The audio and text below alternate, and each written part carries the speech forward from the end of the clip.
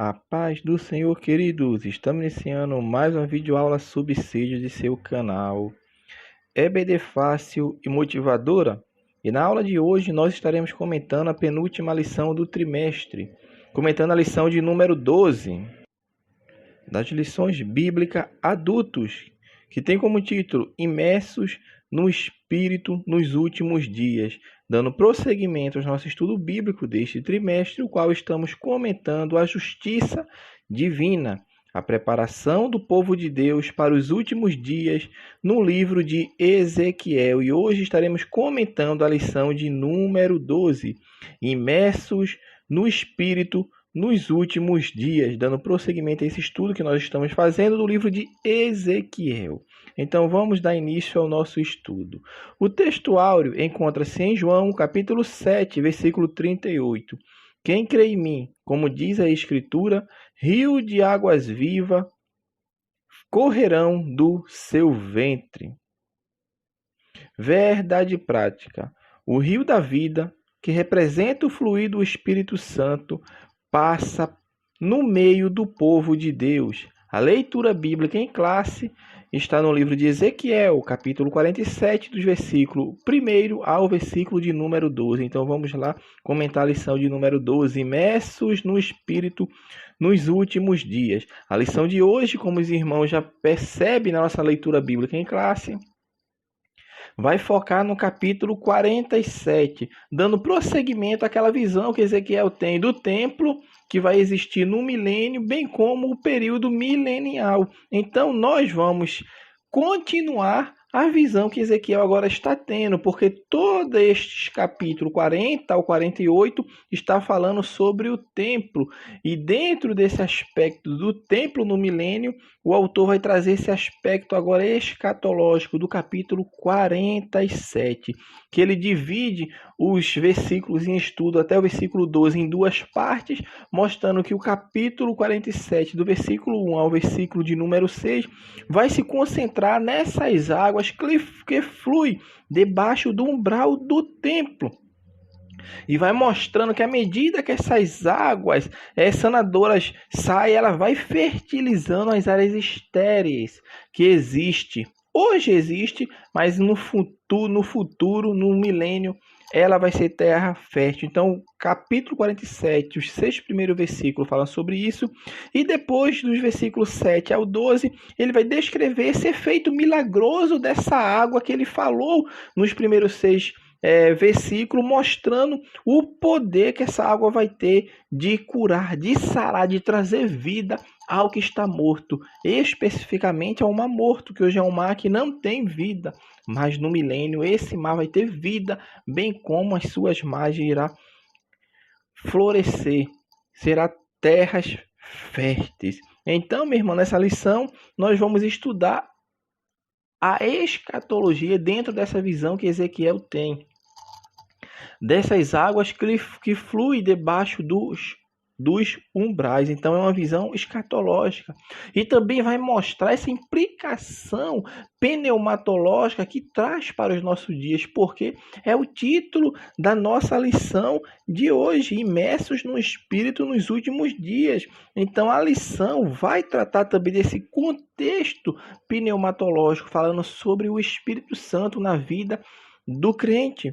Bem como o autor vai encerrar no terceiro tópico falando sobre o contexto geológico desse vale do Mar Morto. Então, o primeiro tópico ele vai falar sobre esse aspecto escatológico, mostrando essa nascente do rio. Essa nascente do rio, essa água que flui, ela vai fluir do templo, debaixo dos umbrais da casa, do umbral da casa, mostrando esse templo que o profeta Ezequiel tem. Ou seja, é uma visão que Ezequiel está tendo, meu irmão, mas é um acontecimento literal que vai acontecer. Porque Ezequiel, ele fala do templo, não só ele, como nós já falamos em lições anteriores, outros profetas também falaram desse templo, mas Ezequiel é o que traz com detalhes, ele traz as medidas, ele traz toda a estrutura, toda a mobília que vai existir neste templo no milênio. Então esse templo é literal. Então, como um templo vai ser literal, as águas que vão fluir deste templo também são águas literais. São acontecimentos futuros, ou seja, é um acontecimento escatológico. Porque escatologia é o que? É estudo das últimas coisas. Então nós estamos falando de um período aqui na Terra que vai ter esse período de Cristo reinando durante 1000 anos. E esse templo vai ter água fluindo debaixo do umbral desse templo. E essas águas vão trazer vida. Vão trazer vida. Então essa nascente do rio é debaixo dos umbrais. Ela vai vir do templo do Senhor.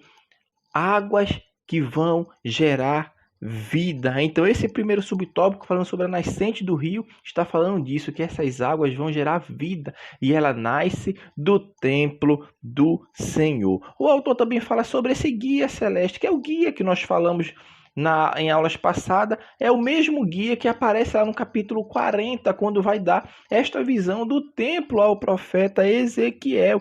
Este homem que ele fala cuja aparência era como a aparência do cobre, tendo um cordel de linho na mão e uma cana de medir. Então esse homem que vai continuar mostrando as coisas ao profeta Ezequiel. E o interessante, meu irmão, é que Ezequiel está de frente para o portão norte, e ele vai contornar o templo, vai dar a volta. Como nós falamos, arrodear também é um vocábulo muito usado no Nordeste, que é dar a volta. Então ele dá essa volta nesse sentido oriental, nesse sentido horário até o Oriente. Isso por quê? Porque essa porta oriental ela estava fechada. E o livro de Ezequiel nos mostra por que essa porta estava fechada. Porque o Senhor passou por ali. É o que fala em Ezequiel 44:2. Esta porta estará fechada, não se abrirá. Ninguém entrará por ela, porque o Senhor, Deus de Israel, entrou por ela. Por isso, estará fechada. Mostrando, meu irmão, por que nós falamos sobre isso? Porque está mostrando esse caráter futuro, este caráter escatológico da visão. Porque nem no templo de Salomão, nem no templo de Herodes, essa porta ficou fechada. Mas neste templo vai estar fechada, porque está mostrando ali esse período que vai haver aqui nesta terra, o período do governo de Cristo, que nós chamamos do período milenial. Os novos frutos. Para encerrarmos esse primeiro tópico da lição, essa linguagem vai falar, é uma linguagem apocalíptica e escatológica. E ela tem paralelo com o livro de Apocalipse, tem paralelo. Mas nós devemos entender, observe que neste primeiro tópico o autor vai falar sobre o versículo 1, o versículo 2, o versículo 3, a parte A, e depois ele pula para o versículo de número 12. Os irmãos têm que entender e compreender e se situar do que o autor está falando. Então esses frutos do que ele está falando aqui é o do versículo 12 da nossa leitura em classe, Ezequiel 47, versículo de número 12. Então ele está mostrando que esses frutos aqui é diferente, meu irmão, do que vai haver no novo céu e na nova terra. Porque nós estamos falando que essas águas que vão fluir vai trazer vida ao Mar Morto, vai trazer vida aonde não tinha vida. E o interessante de se notar é que quando se manifestar o novo céu e a nova terra aqui na terra, o novo céu e a nova terra não vai mais existir mar. É o que fala lá em Apocalipse. E o mar já não existe. Então a visão que Ezequiel está tendo é do milênio. Não é uma visão depois do milênio, como João teve. João teve visão do milênio, mas também ele teve a visão da nova terra, dos novos céus e da nova terra. Nova, quando nós falamos nova aqui, meu irmão, é a transformação que a terra vai sofrer. Essa terra não vai ser destruída, não vai ser fulminada, não. Esse novo, quando a Bíblia nos fala ali em Apocalipse, é novo de transformação. É novo de renovação. É a mesma coisa que eu pegar um móvel velho, usado e renovar, transformá-lo. E quando ele está pronto, bonito, preparado, a gente diz, está novinho. A gente não fala assim, está novinho, mas na verdade ele foi transformado. Foi restaurado, é isso que vai acontecer com a terra. Então, nessa transformação do novo céus e da nova terra, o mar já não vai existir, porque não vai haver mais necessidade do mar. Mas no milênio vai ter mar. Então, esses novos frutos que está falando aqui é do período milenial, que é o período que a terra, meu irmão, vai produzir como nunca antes produziu aqui na terra e frutos bons. Hoje existe esse corre-corre para lá e para cá de querendo produto orgânico, sem agrotóxico, sem manipulação genética nas sementes nem nos frutos. Num período milenial, não haverá necessidade de agrotóxico, não haverá necessidade mais de manipulação genética, porque tudo vai ser orgânico, uma produção farta. A terra irá ser próspera. Faltas de necessidade não haverá. Não haverá mais falta de necessidade, porque todos terão alimentos na mesa, porque é Cristo quem vai estar governando. O segundo tópico da lição, nós falamos sobre esse aspecto escatológico que está falando sobre o milênio, e agora nós vamos falar dessa implicação pneumatológica, ou seja, é a aplicação que nós tiramos dessa lição. Vai mostrar sobre as águas, pegando ali o versículo 3 a 6. Mostrando que Ezequiel, quando está entrando dentro daquele riacho, porque as águas que estão fluindo do umbral do altar, ela está causando ali uma inundação. E Ezequiel anda 500 metros ou 1000 côvados, depende da sua tradução da Bíblia. Diz que a água batia no tornozelo dele. Batia nos seus pés, nos seus tornozelos. Mas ele anda mais 500 metros e a água agora já está batendo no joelho. Ele anda mais 500 metros, está no lombo. E depois ele anda mais 500 metros e essas águas já têm se tornado um ribeiro. Ou seja, ele já não podia andar, tinha que atravessar nadando. E foi o que ele fez. Ele estava nadando, atravessa o ribeiro nadando. Aquela água que flui debaixo do umbral está se transformando em um ribeiro, está se transformando em um rio, está se transformando, meu irmão, em um grande rio, em um grande riacho. Mas nesta visão, o ser celestial traz Ezequiel de volta para a margem do ribeiro, porque isso tem um propósito para nos trazer, para nos ensinar. Por quê? Porque Ezequiel tinha que ver. Entra, Ezequiel, porque você vai ver a extensão, você vai ver a profundidade do ribeiro para reconhecer que essa fonte de todos os milagres que está fluindo debaixo do umbral do altar vai gerar vida, vai transformar, vai mudar deserto em manancial, vai transformar o árido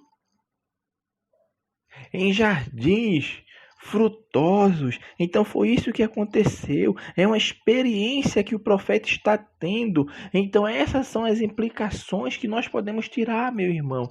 Que Deus estava mostrando para o profeta que o fluir, que o ribeiro vai ser extenso, vai ser profundo. E isto está trazendo, como o autor da lição nos traz, uma referência ao Espírito Santo.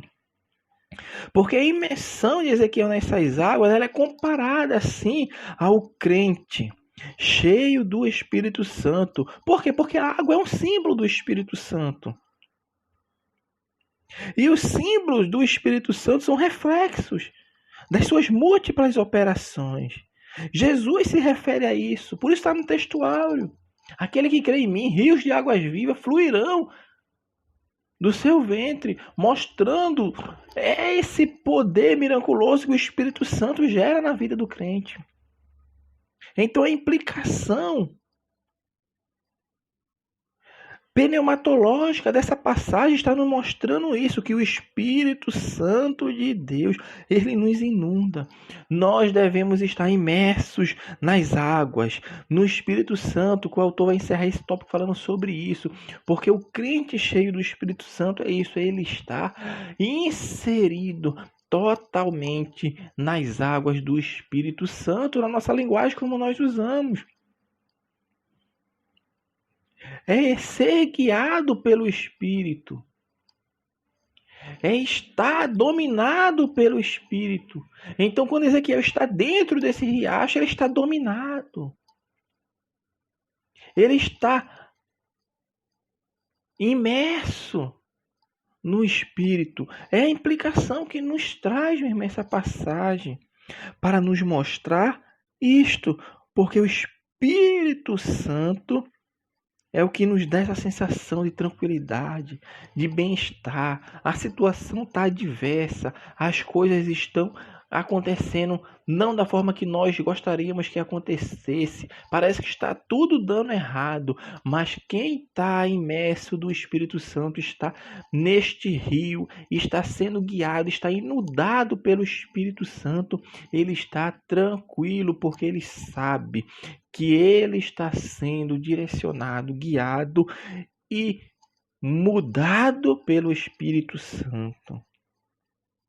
O terceiro e último tópico da lição vai falar sobre o contexto geológico do Vale do Mar Morto. Aqui ele está trazendo para os acontecimentos do milênio o que vai ser transformado, como vai ser mudado as coisas, porque a gente já falou que isso vai acontecer.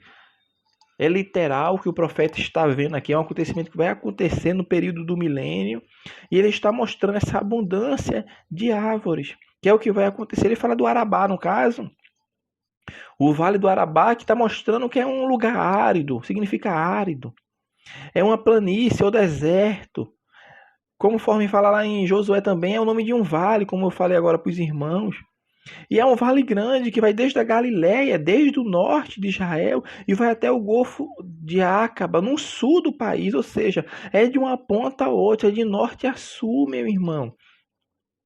E nessa região é onde se localiza o Mar Morto, que muitas vezes é chamado de Mar Salgado. Toda vez que você lê na Bíblia Mar Salgado, está falando do Mar Morto, que é uma região infértil. É uma região aonde estavam inseridas as cidades de Sodoma e Gomorra, que eram cidades estéreis, porque depois da sua destruição ela se tornou estéril, porque a palavra do Senhor nos mostra isso. Nem mesmo capim nascia, ou nasce, no caso, nesta região. No entanto, existe uma palavra profética que vai mostrar o surgimento de abundância de árvores, que é o que fala esse subtópico. Vai haver abundância de árvores. E isso é resultado da bênção, das águas vivificadoras que vão fluir do templo de Deus. Essas águas vão sarar, meu irmão. Este mar que o autor fala aqui é o quadro profético do milênio. O mar morto vai ter vida. Essas águas serão saradas. O Mar Morto, o Mar de Sal, que é a mesma coisa, o Mar Morto, o Mar de Sal, o Mar Salgado, o Mar das Campinas, ou o Mar da Arabá, que tudo isso está falando do Mar Morto, é para mesmas palavras cognatas para falar da mesma coisa, ou seja, palavras diferentes para falar do mesmo mar. É um mar, meu irmão, que está na região mais profunda do planeta.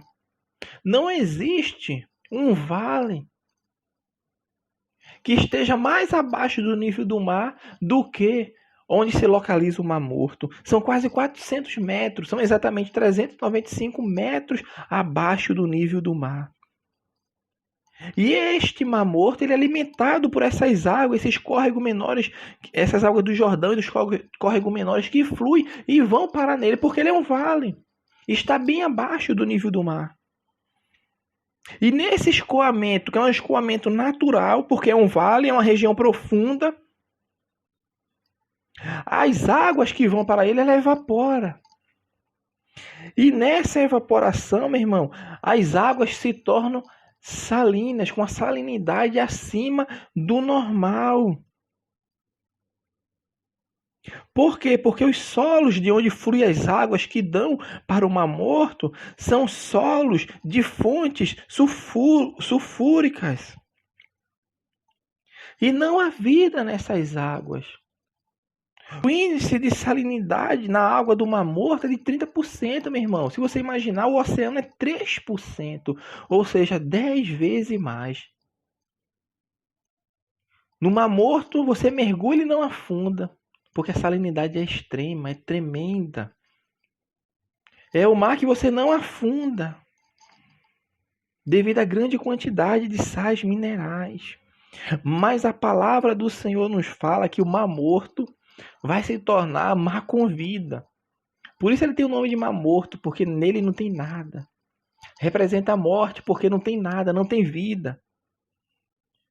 O nome deveria até mudar no milênio, deveria ser o mar de vida, porque vai ser um mar que vai ter vida, vai ter peixes. A Bíblia nos fala que vai ter gente que vai estar pescando do norte a sul e vai ter vida, vai ter peixe. As suas margens vão ter planícies de árvores frutíferas. Hoje se vê deserto, não se vê vida, mas vai jorrar a fonte da água que vai vir diretamente do trono de Deus, ou seja, do templo do Senhor. Debaixo do umbral vai ter uma fonte de água que vai jorrar e vai trazer vida, vai transformar a região que é seca, que é desértica, em uma região de árvores frutíferas, onde terá vida e vida em abundância, meu irmão.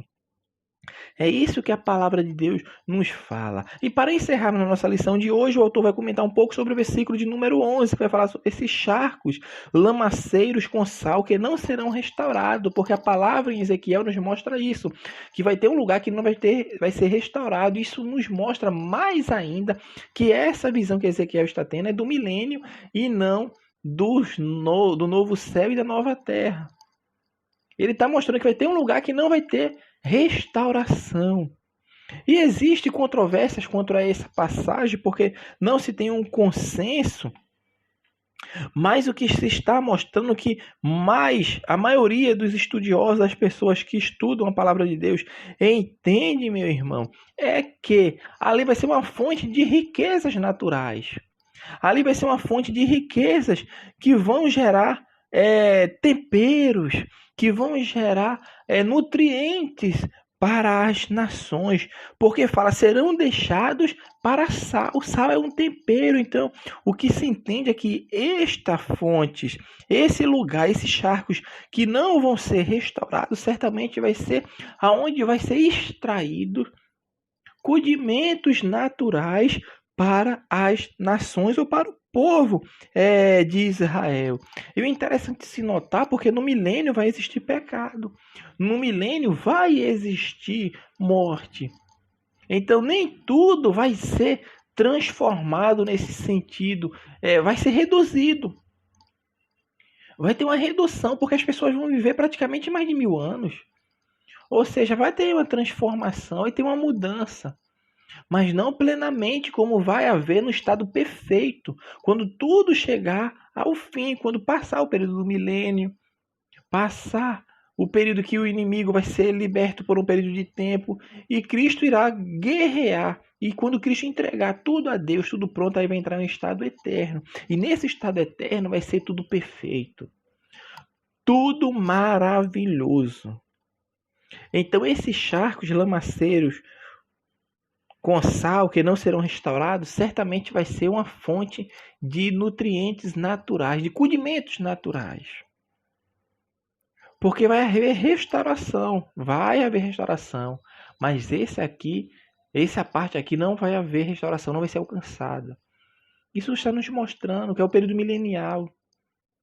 E no período milênio, como eu falei, vai haver pecado, vai haver morte, reduzido, mas vai.